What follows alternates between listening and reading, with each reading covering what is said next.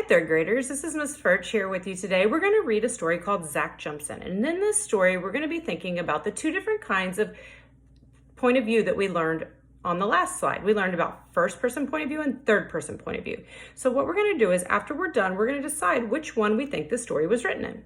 We're also going to want to use some different words to describe some character traits to describe Zach as a character. Because as we go through module 1, we're going to be describing lots and lots of characters. So I want you to keep that in mind. So if you could, in your My Book, turn to page 16. The good thing about Zach Jumps In is that it is a pretty short story. Okay, so I'm going to go ahead and start reading. You're going to follow along. My big brother Zach is a unique guy. There is no one like Zach. Most people admire him because he's such a strong athlete.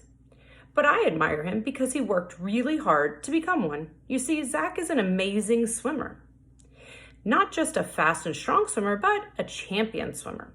His ability is especially unusual because Zach was once terrified of the water. When Zach was 5, he fell into our neighbor's swimming pool. The water wasn't over his head. Still, he was really scared. Mom quickly pulled Zach out of the pool. He was fine, but after that day, he hated the water. Then Zach went to a summer camp when he was 10. By that time, he loved sports. He was an excellent baseball and basketball player. He was very competitive and practiced a lot.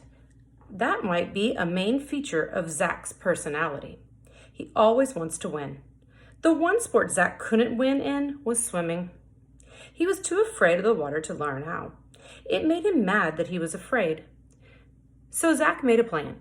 He needed a little help from a counselor named Trip. Each day, Trip took Zach to the lake, and each day Zach inched forward towards the water. One day, he finally put in one toe. The next day, he put his whole foot. In a week, he had walked in up to his knees. Then Zach did the bravest thing he had ever done. He jumped in.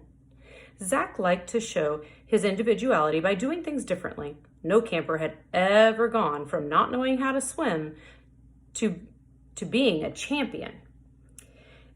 Zach did that. He practiced and practiced. By the end of the summer, he won the camp swim meet.